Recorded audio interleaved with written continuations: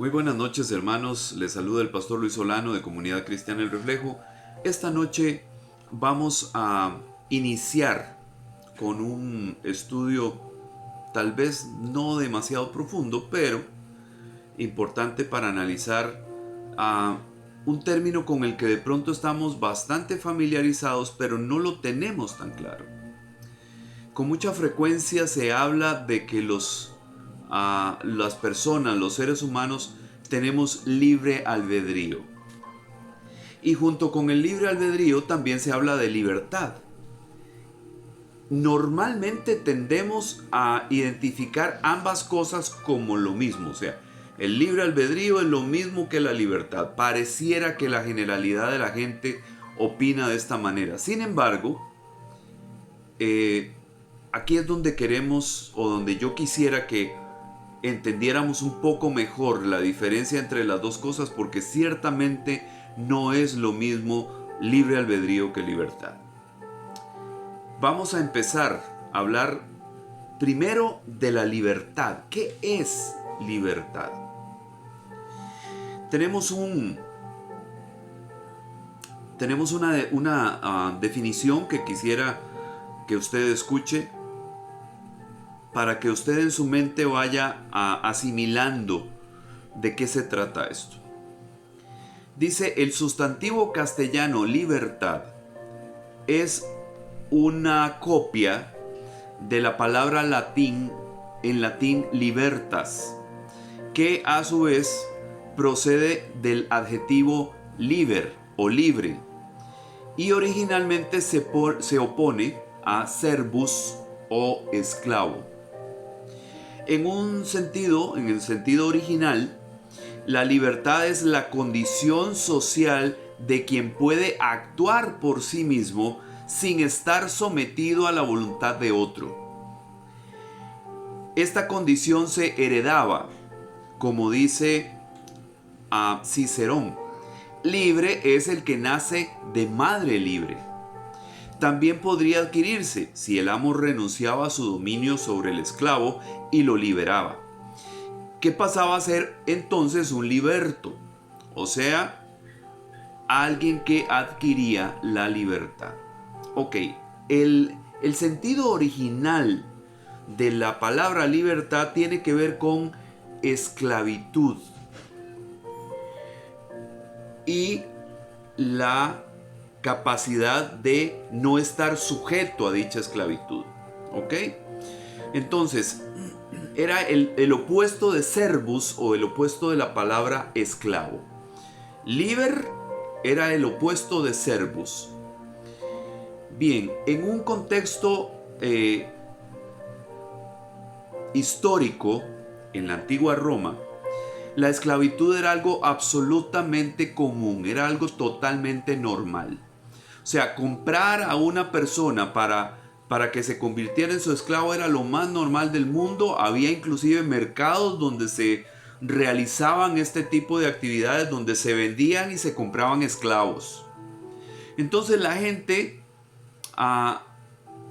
de cierta capacidad económica, de cierto nivel, tenía por costumbre comprar individuos para someterlos a su voluntad y servicio. Entonces, una persona libre era una persona que podía actuar por su propia cuenta, que su voluntad y sus actuaciones, sus decisiones no estaban sometidas a la voluntad de otro individuo, como en el caso de los esclavos. ¿Ok? Y se entendía que una persona libre era aquel que nacía de una madre libre.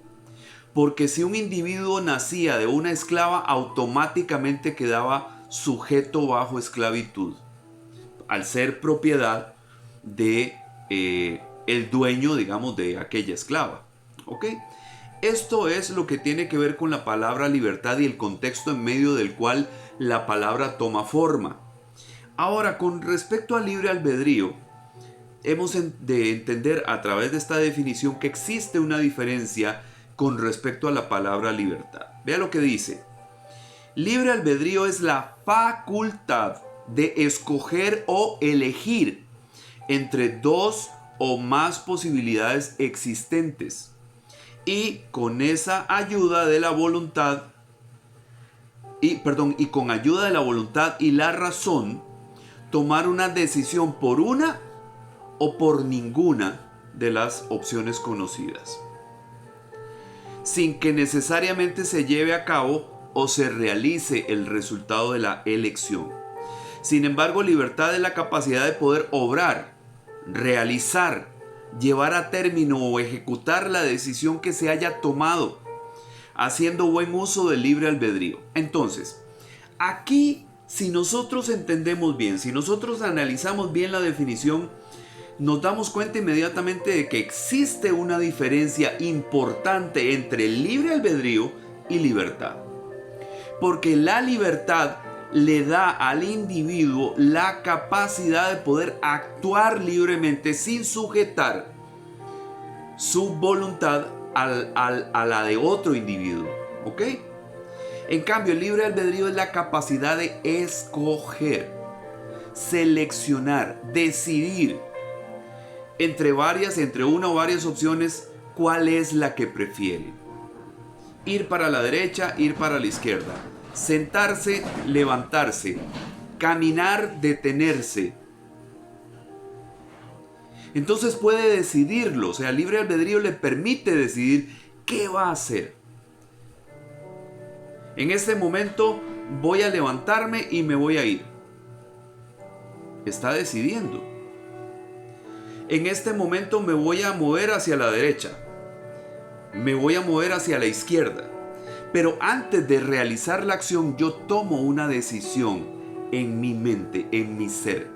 Eso es exactamente lo que involucra el libre albedrío. La capacidad de poder decidir una cosa o la otra, o ninguna. La libertad es la capacidad de poder ejecutar la decisión que yo tomé.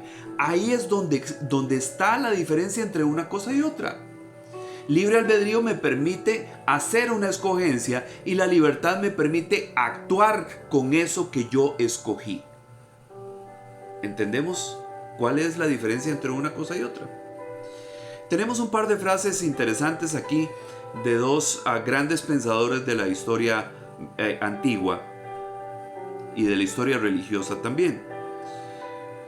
Santo Tomás de Aquino dijo: por su libre albedrío el hombre se mueve a sí mismo a obrar.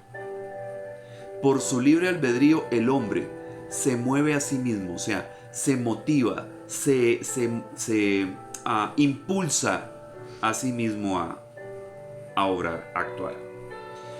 Y después dijo San Agustín de Hipona: la facultad de la razón y de la voluntad, por medio de la cual es elegido el bien, mediante el auxilio de la gracia, y el mal, por la ausencia de ella, es el libre albedrío.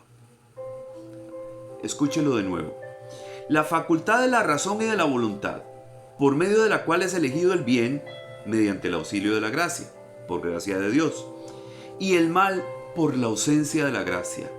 Eso es libre albedrío.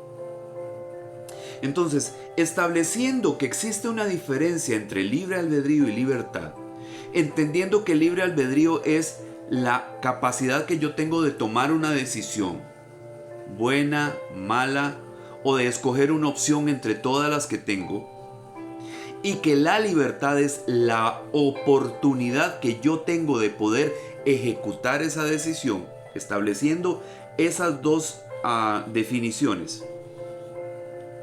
Vamos a analizar qué tiene que ver esto con el hombre, o de qué forma es que el hombre ha llegado a involucrarse con el tema del libre albedrío y la libertad. Empezamos por el principio, por el origen de la humanidad. En el libro de Génesis, en el capítulo 1, vamos a leer el versículo 26 y el 27 y vamos a ver qué es lo que tiene que ver la libertad y el libre albedrío primero con el hombre. Dice así: luego Dios dijo: ahora hagamos al ser humano a nuestra imagen y semejanza. Tendrá poder sobre los peces del mar, sobre las aves del cielo y en toda la tierra. Reinará sobre los animales terrestres y sobre todos los que se arrastran por el suelo. Perdón. Dice el 27, así que Dios creó al ser humano a su imagen y semejanza, creó al varón y a la mujer. Entendamos el sentido de esto que acabamos de leer. Dice que Dios crea al hombre a su imagen según su semejanza. No solamente tenía que ver con el aspecto físico, con la apariencia del ser humano relacionada con la apariencia de Dios. También tenía que ver con aspectos de su carácter, de su personalidad, de la forma de ser de Dios.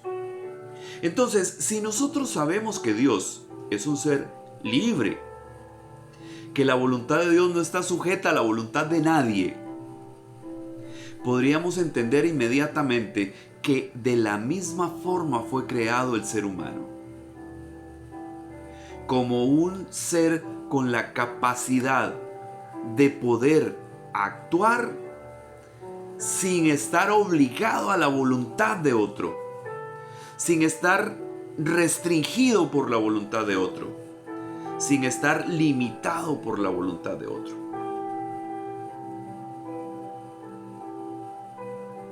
Entonces dice que Dios creó al ser humano así. Entonces, si nosotros entendemos bien, el libre albedrío es una capacidad que Dios puso en el individuo, en el ser humano, haciéndolo a semejanza de él, la capacidad de escoger entre una o más opciones. Y le dio libertad, cosa que Dios posee, para poder actuar en favor de esa decisión tomada, consecuentemente con esa decisión tomada, o decidir no actuar, porque eso es parte de la libertad también. Ve lo que dice la carta a los Hebreos en el capítulo 2 y los versículos 7 y 8. Dice: lo hiciste un poco menor que los ángeles, hablando del hombre. Lo coronaste de gloria y de honra, y lo pusiste sobre las obras de tus manos. Todo lo sujetaste debajo de sus pies. Así que, si Dios puso todas las cosas debajo de sus pies, entonces no dejó nada que no esté sujeto a Él. Sin embargo, todavía no vemos que todas las cosas le estén sujetas. A ver, hermanos. Si estamos entendiendo bien lo que dice Hebreos en el capítulo 2 y los versículos 7 y 8, lo que quiere decir este pasaje es que el hombre es un poquito inferior a los ángeles. Gran cosa, ¿no? Que lo coronó de gloria. ¿Cuál gloria? La suya propia. ¿Por qué? Porque nos hace semejantes a Él. Y lo honra también, porque lo pone sobre las obras de sus manos en toda la tierra.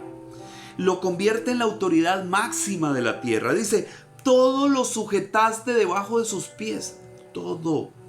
El hombre, el ser humano, el ser puesto sobre la tierra, el ser creado, había sido puesto acá para que se convirtiera en el Señor de la tierra.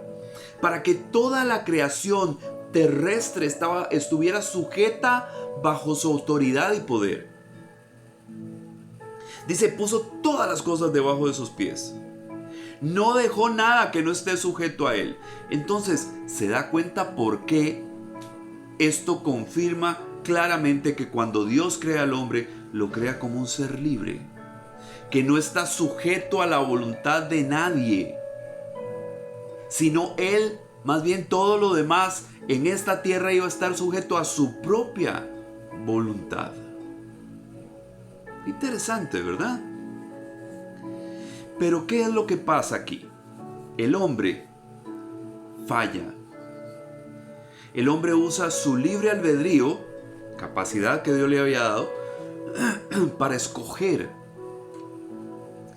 entre dos opciones que estaban claramente definidas desde un principio para él. Veamos lo que dice Génesis en el capítulo 2 y los versículos 16 y 17. Dice así: y le dio este mandato: puedes comer de todos los árboles del jardín, pero del árbol del conocimiento del bien y del mal no deberás comer. El día que comas de él, ciertamente morirás. Entonces Dios le establece al hombre una regla. No lo está obligando a cumplirla. Le está diciendo que él estableció una regla y que Dios mismo espera que esa regla la cumpla. Porque el incumplimiento de ese reglamento, de ese estatuto que Dios estableció, significaría para el hombre la muerte. Podés comer de todo lo que hay en el jardín, de todos los árboles, pero del árbol del conocimiento del bien y del mal no debes comer, porque si llegas a comer de él, vas a morir. Ya nosotros sabemos cuál fue la decisión que el hombre tomó. Usó su libre albedrío, tenía el bien y el mal, la vida y la muerte, y ante la astuta intervención de las tinieblas, de la oscuridad, usa su libre albedrío para tomar una muy mala decisión. Y escoge la muerte, y escoge el pecado, y escoge el mal. Porque aquel árbol contenía el conocimiento del bien y del mal, y él escoge el mal. Y nos mete a todos nosotros en esta horrible dinámica de vida que experimentamos los seres humanos a causa del pecado originado en ese lugar, en el jardín del Edén. Aquí el hombre hace uso de las dos cosas, del libre albedrío y de la libertad. ¿Por qué? Porque el libre albedrío le permitía a él escoger una opción. Pero perfectamente bien, el hombre pudo haber escogido comer del árbol del conocimiento del bien y del mal, y a la hora de hacerlo, usar su libertad para decidir no, para no actuar lo que había decidido. ¿Cuántas veces usted no ha tomado una decisión y después no la ha ejecutado? Muchas, ¿verdad? ¿Cuántas veces usted ha dicho: no, mañana me voy a levantar temprano y voy a ir a dejarle la basura enfrente a ese vecino majadero que no hace otra cosa que dejármela enfrente de mi casa? Usted ya decidió que se va a levantar temprano, que va a coger su basura y se la va a poner en la puerta al vecino. Usted usó su libre albedrío para escoger qué quiere hacer. Pero a la mañana siguiente usted se levanta y, repensando las cosas, dice: yo iba a ponerle la basura en la puerta al vecino, pero no lo voy a hacer. Entonces su libre albedrío fue usado para tomar una decisión, pero su libertad fue usada para no hacer lo que usted decidió. En el caso del ser humano, decidió comer del árbol, del fruto del árbol del conocimiento del bien y del mal, pero no se detuvo cuando tuvo el fruto enfrente. Ya había decidido hacerlo y cuando tuvo el fruto enfrente, lo comió. Usó su libre albedrío para escoger mal y su libertad para realizar aquella selección que había hecho en su mente. La próxima semana estaremos abordando ese tema, la opción de la escogencia, que nosotros como seres humanos, como individuos, podemos hacer. Espero que este estudio hasta acá haya sido de bendición para usted y que despierte de usted el interés de querer continuar con nosotros la próxima semana para lo que sigue en este interesante tema. Que Dios les bendiga y que tengan buena noche.